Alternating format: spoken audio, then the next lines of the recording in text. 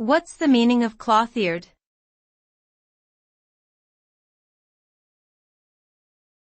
Cloth-eared.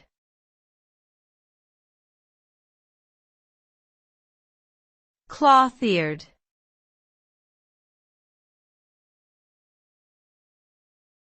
Cloth-eared.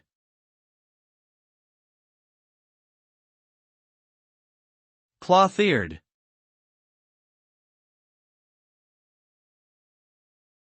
Cloth-eared is an idiomatic expression used to describe someone who is not a good listener or does not have good hearing.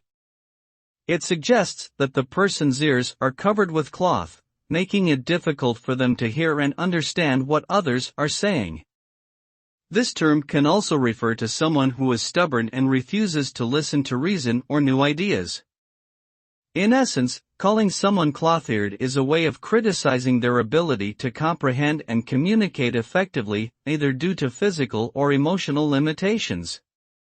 It implies that they are closed-minded and unwilling to consider alternative perspectives, which can hinder their personal and professional growth.